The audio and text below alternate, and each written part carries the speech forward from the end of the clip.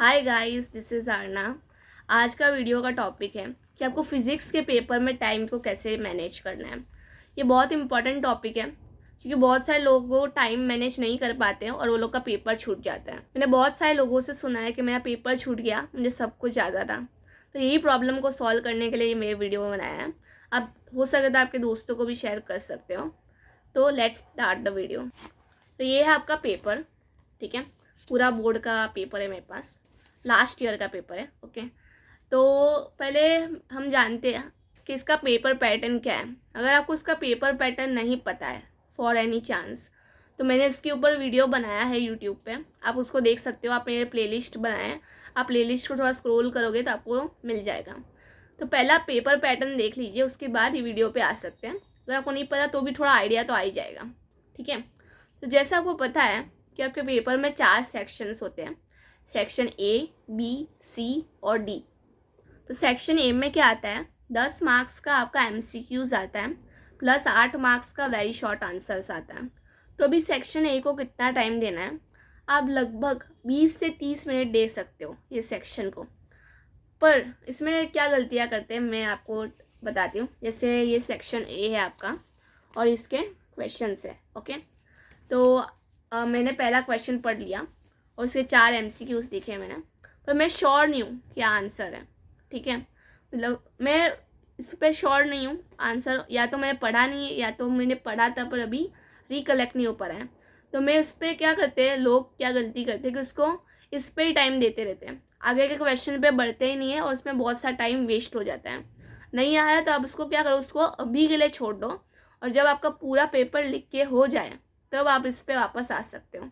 ऐसा नहीं कि ये क्वेश्चन मुझे क्यों नहीं आ रहा है, मैंने पढ़ा था, उस पर ज़्यादा टाइम वेस्ट होता है। आपने क्वेश्चन पढ़ा, आ रहा है तो आप डायरेक्ट आंसर लिख दो। और एक और बात क्या है कि आप अगर इसने अपने बी आंसर लिखा पर उसके बाद आपको याद आया कि आंसर बी नहीं सी था, पर आप इसके बाद कैंसिल नहीं कर सकते। आपने जो लिख दिया वो फाइनल हो जाता है। तो इसलिए मैं क्या रिकमेंड करती हूँ कि आप पेंसिल से उसका आंसर टेम्पररी लिख दीजिए। उसके बाद एग्ज़ाम जब मतलब अभी ख़त्म होने वाली है 15 मिनट 20 मिनट के पहले, आप उसको पेन से फेयर कर दीजिए। पर अगर आप भूल से फेयर नहीं किया ना आपने, तो आपके 10 मार्क जा सकते हैं, ठीक है। तो अगर आप श्योर हो तो पेन से लिख दीजिए, नहीं श्योर हो अभी के लिए टेम्पररी जगह छोड़ दीजिए। उसके बाद तुक्का मार दीजिए, अभी वो आपके पास कोई ऑप्शन है नहीं। तो ऐसे आपको फटाफट 10 एमसीक्यू सॉल्व करना है। अगर आपने चैप्टर बराबर पढ़ा है, ठीक है, ऊपर ऊपर से नहीं पढ़ा है और आपको थोड़ा बेसिक नॉलेज है, तो आप इस क्वेश्चन को तो बहुत आराम से सॉल्व कर सकते हो। सेम एप्लीकेबल होता है फॉर वेरी शॉर्ट आंसर्स। आपको बहुत लंबा लंबा नहीं लिखना है, मोस्टली 1 वर्ड आता है या फॉर्मूला आता है या बहुत ही छोटा न्यूमेरिकल होता है, ठीक है। उसके बाद सेक्शन बी आता है, इसमें 12 क्वेश्चन आते हैं आउट ऑफ, उसमें से आपको कोई भी 8 लिखने होते हैं। 16 मार्क्स का होता है ये भी बहुत अच्छा वेटेज कैरी करता है। तो इसमें किस टाइप के क्वेश्चंस आते हैं, छोटे छोटे न्यूमेरिकल्स आ सकते हैं, स्टेटमेंट आ सकती है, जैसे एडी करंट्स का स्टेटमेंट बता दो, मतलब सॉरी डिफाइन कर लो, उसके थोड़े एप्लीकेशंस बता दो, डिस्टिंग्विश आ गया, एडवांटेज डिसएडवांटेज आ गया, या बहुत छोटे छोटे डेरिवेशंस डिराइव करने भी आ सकते हैं। अगर आपको पता हो वेव ऑप्टिक्स में छोटे छोटे आपको कंस्ट्रक्शंस हैं तो उसके ऊपर भी आ सकता है, और भी बहुत सारी तरह से आ सकते हैं क्वेश्चंस।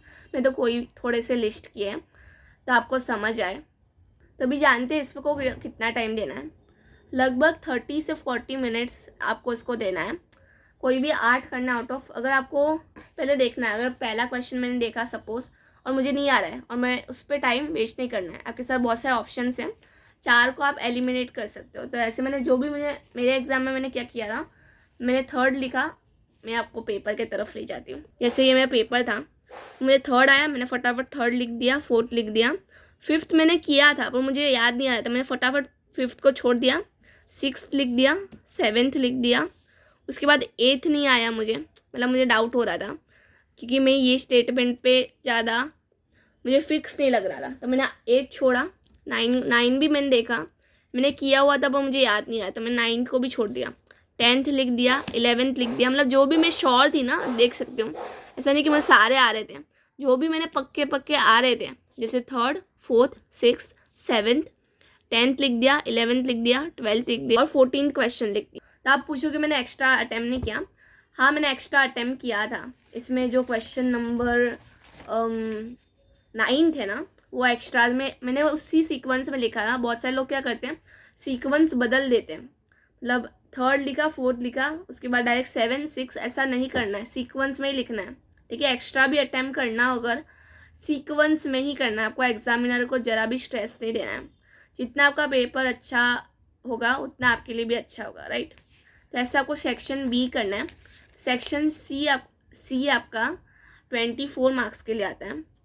आपको वापस 12 में से कोई भी 8 क्वेश्चंस लिखने हैं। इसमें किस तरह के क्वेश्चंस आते हैं, थोड़े बड़े डेरिवेशंस, जो लगभग 1 पेज के डेरिवेशंस हो। स्प्लिटअप्स में क्वेश्चंस पूछे, जैसे एक डिफाइन पूछ लिया, उसका एसआई यूनिट डायमेंशन पूछ लिया। ठीक है, थोड़े लेंदी न्यूमेरिकल्स, इसमें थोड़े स्टेप्स ज़्यादा हो, चिंता मत कीजिए, वो ज़्यादा हार्ड नहीं हो गया, आप सॉल्व कर पाएंगे। उसके बाद थोड़े एक्सप्लेनेशन टाइप के क्वेश्चन, जैसे आपको डायग्राम ड्रॉ करना है और उसको थोड़ा एक्सप्लेन करना है। ठीक है, ऐसे बहुत सारे क्वेश्चन बन सकते हैं, ये तो मैंने कोई भी लिस्ट किया है आपको आइडिया देने के लिए। तो अभी इसको कितना टाइम देना है, इसको आप लगभग 50 मिनट से 1 घंटा दे सकते हो। मैंने बताया थोड़ा ज़्यादा टाइम है, पर आप इसको जल्दी 45 से 50 मिनट्स में भी कर सकते हो। पर अगर थोड़ा टाइम ज़्यादा भी लग गया ना, तो ज़्यादा स्ट्रेस मत लेना, क्योंकि इसमें क्वेश्चंस पहले से थोड़े लेंदी होते हैं। ठीक है, मैंने जैसे बताया, ऐसे मैंने कुछ ही नाम किए। अगर आपको पेपर पैटर्न देखना है तो पेपर पैटर्न वाला वीडियो पहले देख लो, वरना आपको मैं समझ नहीं आएगा मैं क्या बताना चाह रही हूँ। ठीक है, उसके बाद आपका लास्ट सेक्शन आता है, सेक्शन डी, जो 12 मार्क्स के लिए आता है।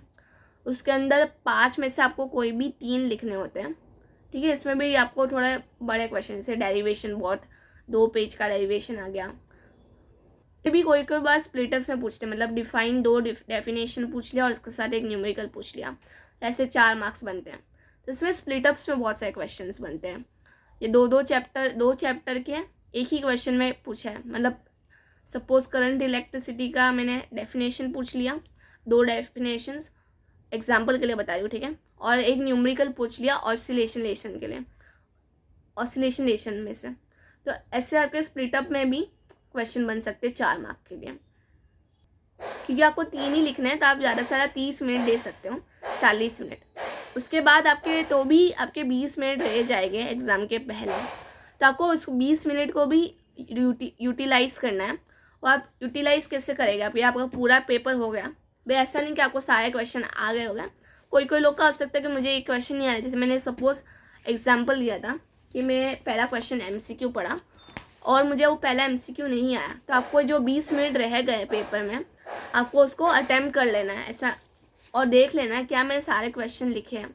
आप हो सके तो अंडरलाइन कर सकते हो, पेपर के लास्ट में सब कुछ लिखा है वो चेक कर सकते हो, और आराम से आपके साथ लगभग 20 मिनट आप उसको चेक कर सकते हो। जब आपका सब कुछ हो गया हो, तब मोस्टली ख़त्म ही हो जाएगा टाइम, तभी आपको पेपर को सबमिट कर देना है, राइट। तो इससे आपका टाइम कैसे मैनेज करना है, सबसे ज़्यादा इम्पॉर्टेंट जो एरिया था मैंने कवर किया है। क्योंकि बहुत सारे लोग को डाउट होता है, मतलब वो लोग का पेपर छूट जाता है, तो आपका पेपर ना छूट जाए इसके लिए मैंने बताया कि आपको इस तरह से करना है। बहुत अच्छी प्रिपरेशन रखिए तो आपका जल्दी पेपर ख़त्म हो जाए। ठीक है, तो आज की वीडियो के लिए इतना ही, मिलते हैं अगले वीडियो में।